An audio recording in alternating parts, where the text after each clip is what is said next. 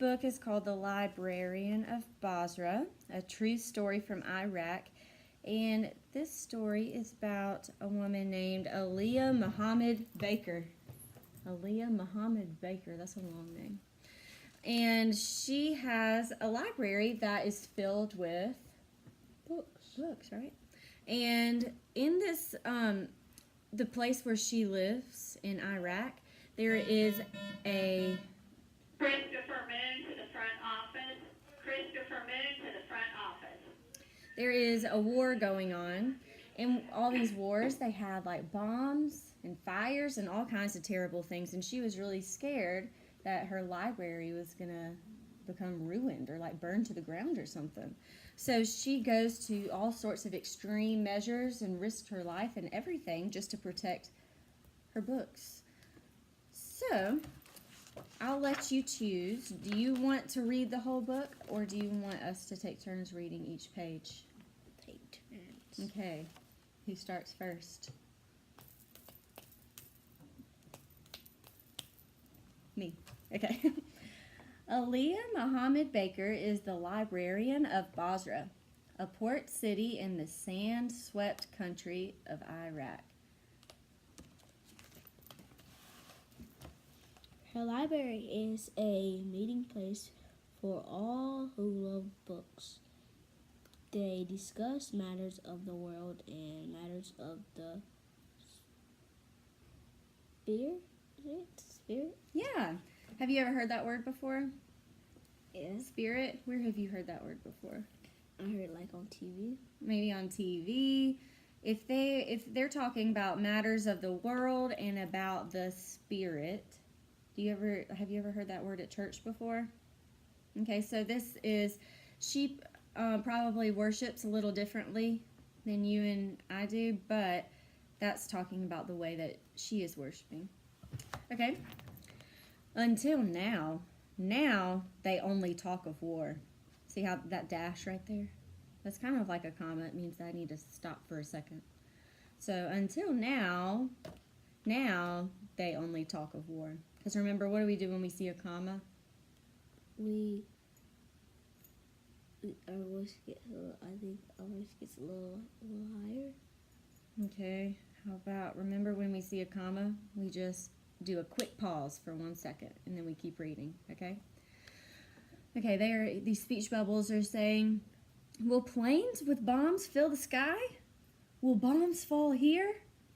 Will soldiers with guns fill the streets? Who among us will die?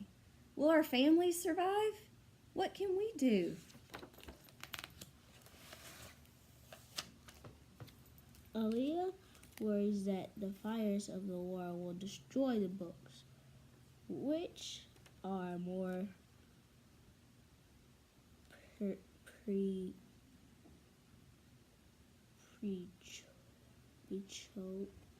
choice. Okay, so you got this sound right. What's the PR? Pre. And this is actually, it's a tricky word. Pre, and then at the end is shus. Precious. Precious. Mm-hmm. So Aliyah worries that the fires. Cool. Wait. Why'd you do that? Because I got messed up on the word and I went back. Because you were reading, because you fluent. Okay, go ahead. Aliyah worries that the fires of the war will destroy the books, which are more. Okay, Aliyah worries that the fires of war will destroy the books, which are more precious to her than mountains of gold. Why do you think, okay, so the books are more precious to her than a mountain of gold. Imagine how rich you would be if you had a mountain of gold. Pretty rich. Stinking rich, okay? So, but she would rather have these books than a whole mountain of gold. Why do you think that? Because that's how much she loves her books. Mm-hmm. She loves the books. They're obviously really, really, really special to her, right? Do you remember when we were reading part of I Am Malala? And not all girls get to have an education, right? In that part of the world. So maybe she was one of those girls, kind of like Malala. Maybe she's educating herself, like with her books in her library. So maybe that's why it's so special to her. I'm not sure. Maybe the book will keep telling us. All right, start right here. The books are in very long language. Yeah. Okay. Start The right here. books are in very language. Does that stop right there? The books are in very language. Look at it.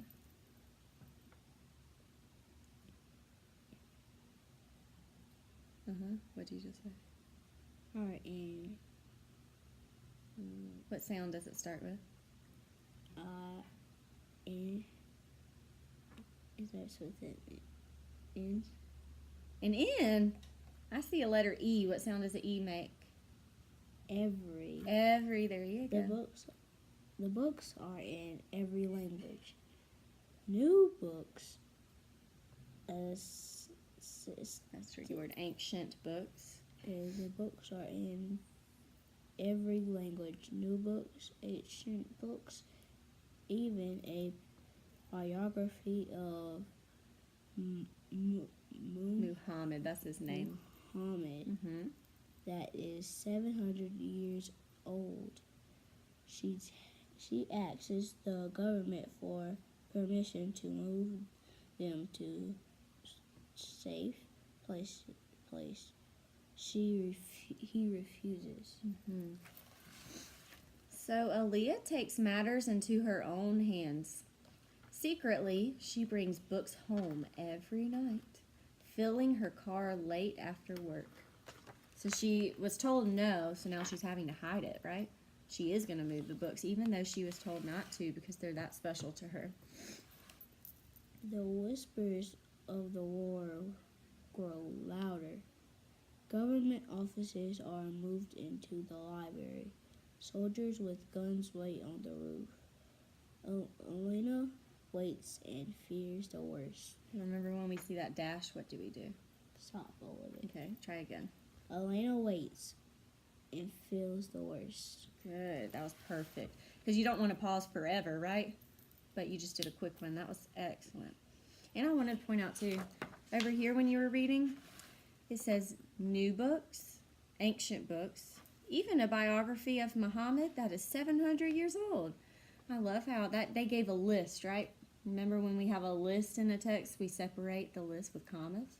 And every time we see a comma, we just stop for a quick second, right? You did so good with that over here. Then rumors become reality. And you see what's coming. War reaches Basra. The city is lit with a firestorm of bombs and gunfire. Look at these people, like running frantically, right? They're like little Legos. They do. Aaliyah watches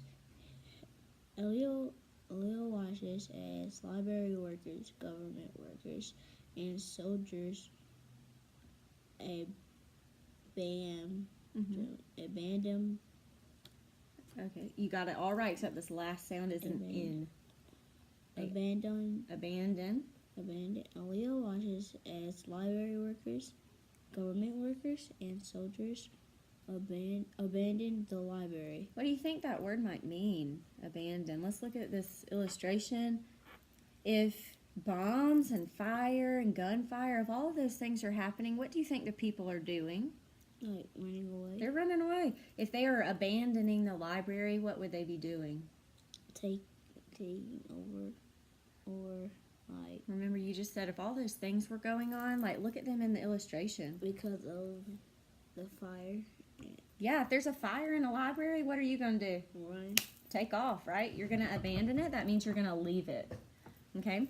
So, abandon, we could substitute a word in for leave right there. Aaliyah watches as library workers, government workers, and soldiers leave the library or abandon the library. Perfect. Okay? Only Aaliyah is left to protect the books. She calls over the library wall to her friend Anis Muhammad, who owns a restaurant on the other side. Can you help me save the books?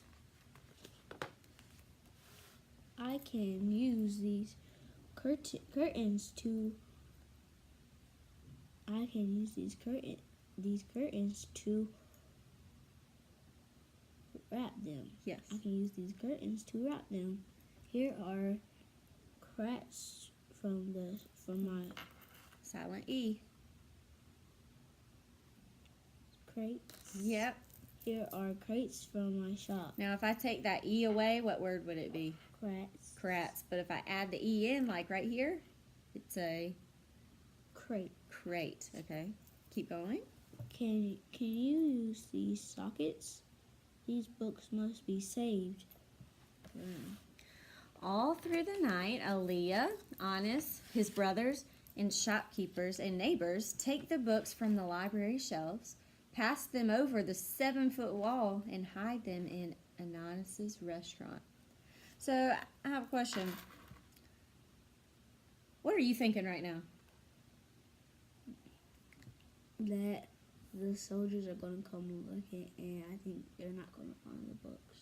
Okay. You know what I like? Just looking at all these illustrations, I'm thinking, one, it'd be really scary to be there, right? They said that all of these people abandoned the library, and only she's left. She stayed. You find that a little odd? The place is on fire, it's exploding, and she stayed. So I'm sitting here thinking, she must really love books, right? She's risking her life to protect them because they are that special to her.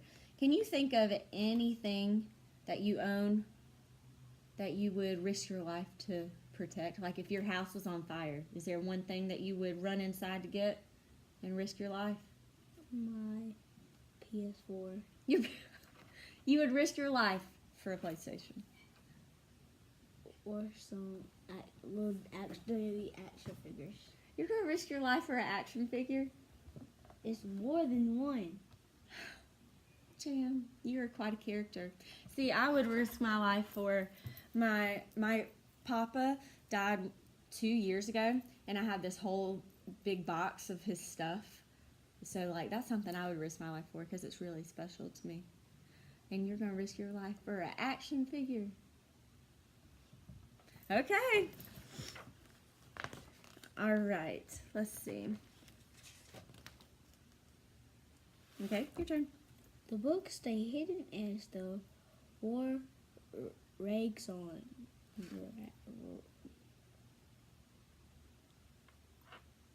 Rags on. I see an E right there. So the A says his name. The A says his name, you just told me, right? Rages on. Good, that means it keeps going. The books stay hidden as the war rages on. Great. Then, 9 days later, a fire burns the library to the ground.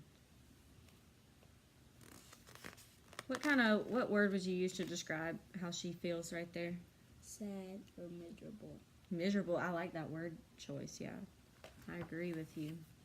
The next day, soldiers come to Annie's restaurant. Why do you have a gun? They ask. To protect my business. Amy replies. The soldiers leave without searching inside. They do not know that the whole of the library is in the restaurant. Thanks, Amy. Thanks. Honest. There you go. At last, the beast of war moves on. Aaliyah knows that if the books are to be safe, they must be moved again while the city is quiet. So she hires a truck to bring all 30,000 books to her house and to the houses of friends. 30,000 books. Wow. In Amy's house, books What's her name? are Langley's And Elias. In Elias's house, books are everywhere, filling floors and cupboards and windows. Yeah. Cupboards are just like a In your kitchen, do you have some like little doors that open? You might keep bowls in there or stuff like that. That's called a cupboard. Leaving barely enough room for anything else. Elena waits What do you think she's waiting for? for the war to end. She waits for war to end. You could have written that book. She waits and dreams of peace. You know that? Do you know what this bird is called up here? This white bird. Are you thinking about a pigeon? It does look like that. But the reason I know that it's a dove. Have you heard of that book? Not that book. That bird before. A dove is like a symbol for peace. So that's what she's waiting for you. She waits and dreams of a new library. But until then, the books are safe.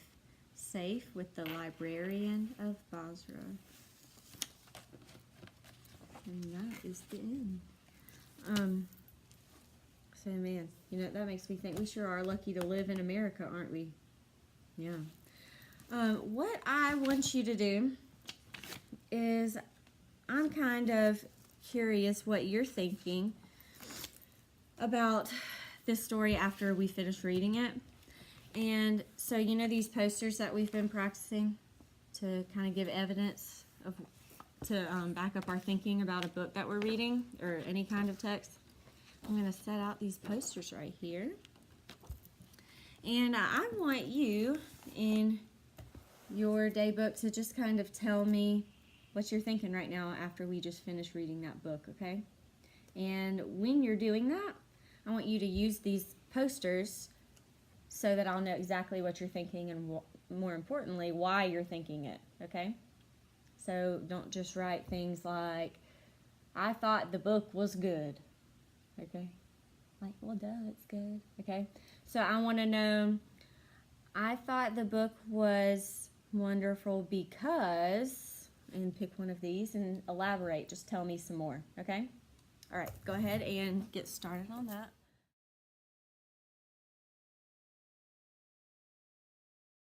Okay, yeah, so our Amazon books came. So we have our Who Would Win Hammerhead versus Bull Shark and Who Would Win the Battle Royal. It's 5 books in one. So I thought what we would do today is do one of them together because we've already done a lot of these together, right? So I thought that maybe together we could look at one of an animal versus another animal, but then you can take these home and look at more of them, okay? So which book do you want to do? Yeah. How did I know you were going to pick that one? Okay, let's see. So this is going to be fiction or nonfiction? Probably fiction. Wait, nonfiction. Nonfiction, why? Because they're using real facts. Yeah, real facts. So maybe there's a table of contents in here. We can decide. Killer whale versus great white shark. Rhino versus hippo. Tyrannosaurus rex versus velociraptor. Wolverine versus Tasmanian devil. Alligator versus python. Or this is just another chapter called Who Has the Advantage? Which one? Or the alligator versus python. Okay. I knew you were going to pick that one too. That's funny. Okay. On page one. What page is it? 124. Okay. Why don't you start right here? Who would happen if an alligator had Who would happen? Had a fight with a python? Wow, these are 2 deadly reptiles.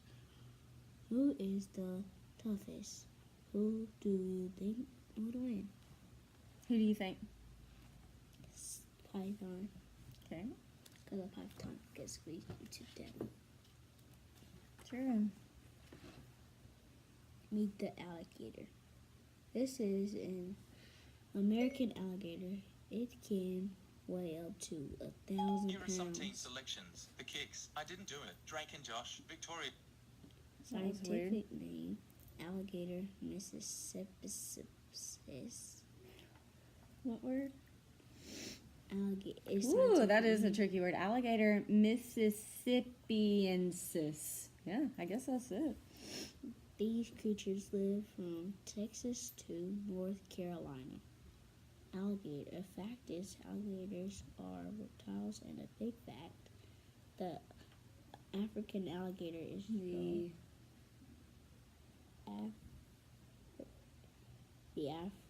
the American alligator is the largest reptile in the North Carolina. In North Carolina. North what? This word's North tricky. America. There you go. Meet the python. This is the Burmephius python. Its scientific name is Python bitci. Yeah, that's a tricky name. Bivitatis, maybe? The Burmese python can grow up to 19 feet long. People have seen them swallow a deer, a cat, and a pig. Yikes. I love how you have that expression in your voice. Fact: pythons are snakes. Snakes are reptiles. Fang fact. Oh, get it? Because it has fangs. Yeah. Pythons are not venomous. They have no poison. Good thing. Oh. Okay. So, this chapter, gosh, I wanted to see kind of, oh, that's sad. I don't like it. I wanted to see kind What of is that? how the, Cow? it looks like it. Yeah. I wanted to see how this book, it has some really cool text features, doesn't it? The pages look really exciting. Actual size. All right, so far you've only read one page about each animal, but you've already learned some things about the animals, right? So which one do you think would win?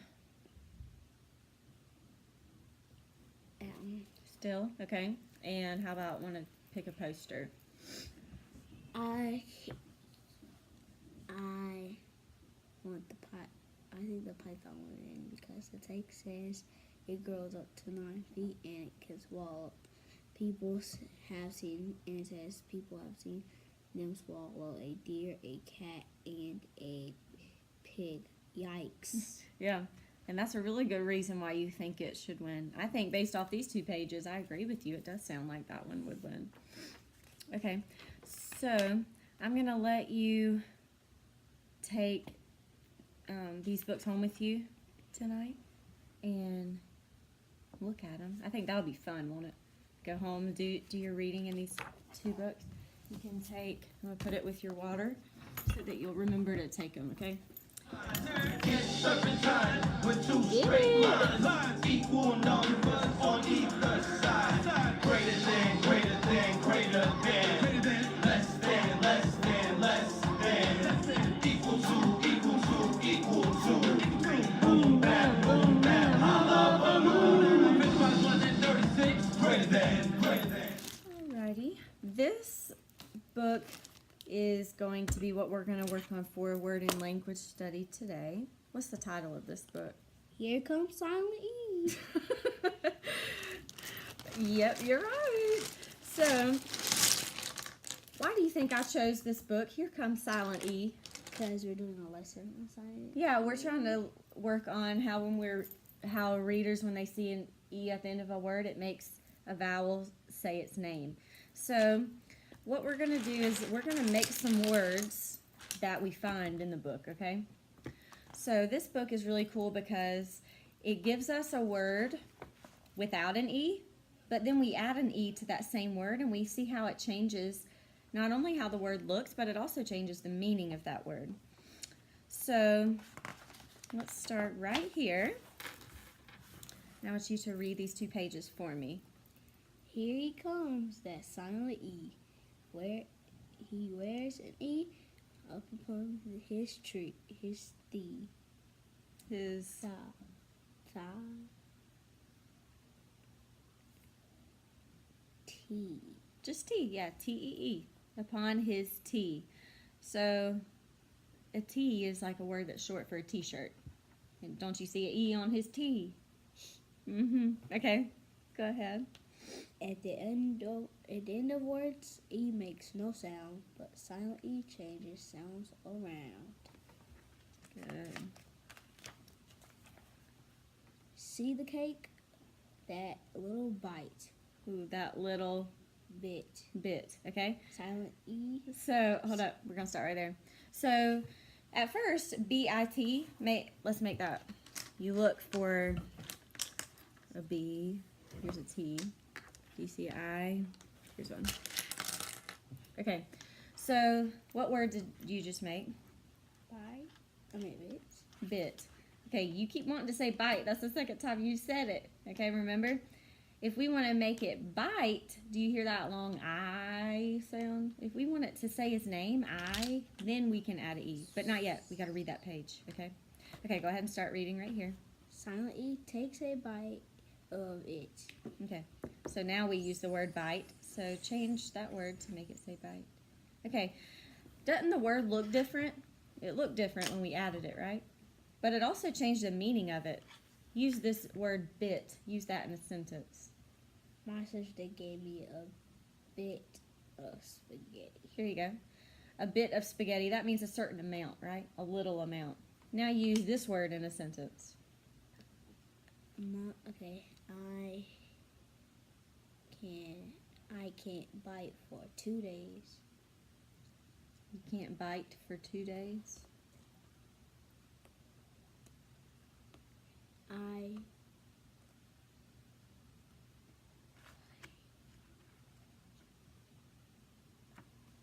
Look at the illustration. He's taking a bite of cake, okay.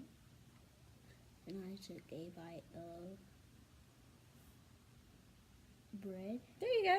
Okay, so bit and bite, they mean 2 different things too, don't they? So that E is really powerful. It can make it talk about a little bit of something, or it can make it be referring to taking a bite out of something. Okay? Let's put this word back up there. Am I skipping? Okay. All right, start right here. Jim and Jen have a kit. You keep wanting to do it.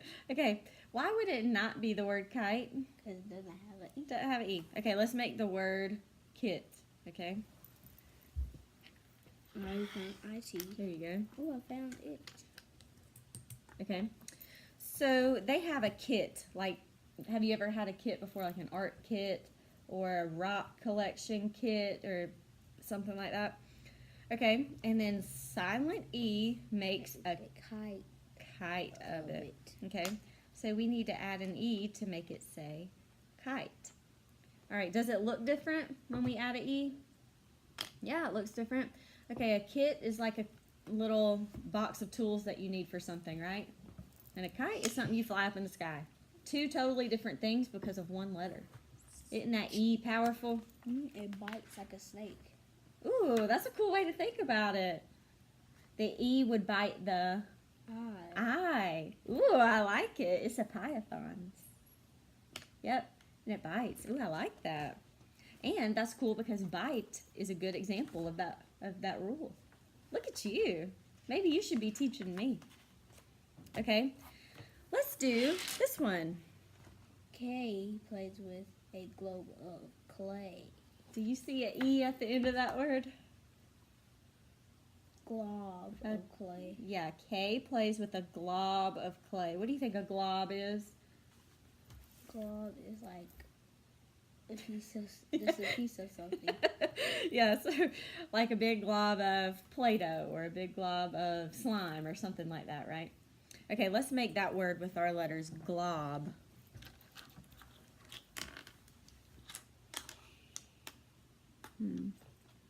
There's a B. Okay. Now read this page for me. Oops, a globe gets in the way. Okay. We know what a globe is, right? Like with map on it. Yeah, it used to be up there, but I had to move it Where did you move it to? across the hall. In his house room? No, in the storage room.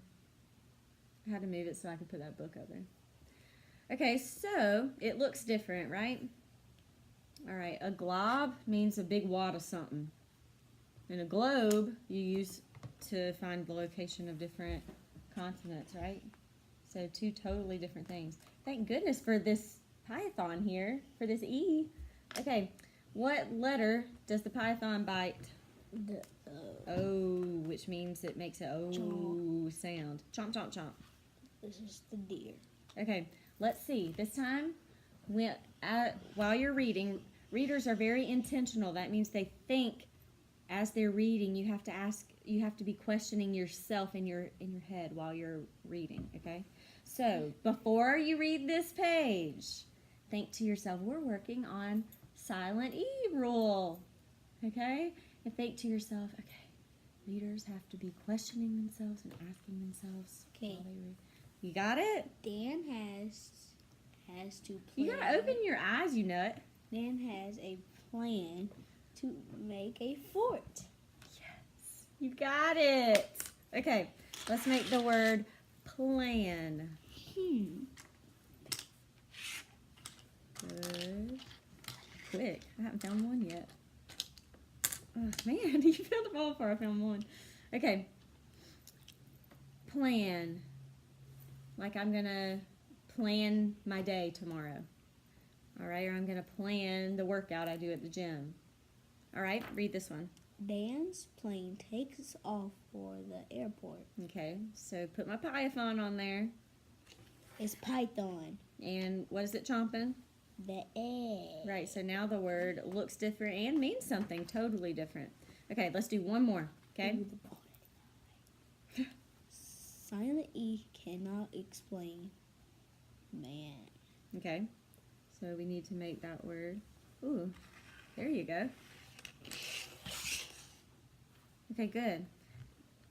So silent E cannot explain how the bald man grew a mane. Means a lot of hair. There you go. Yeah, so just like how a lion has a mane, right? That's what they're talking about. And see how they even made his hair kind of look like a mane, a lion's mane? All he needs is just a beard. Mm-hmm. So do you see how this little boy with the E on his T, he pops in every time that a silent E needs to be at the end of a word? I just noticed that. It's it's like every time a word comes, it's an E, Uh-huh. and then I have to add. Oh, E. gosh. You gotta go in that corner. See that little thing on? Oh, there you go. Wait, that's cool. Look, and you see him walking up too. Okay. So bit, and then there he is on his T. Fills in the word bite, kit, Right. and Kite. kite, glob, and Globe. plan. Plane. And there he is at his little T. Man in a mane. Yeah, cool. Okay. Fly away. Awesome. So we are going to put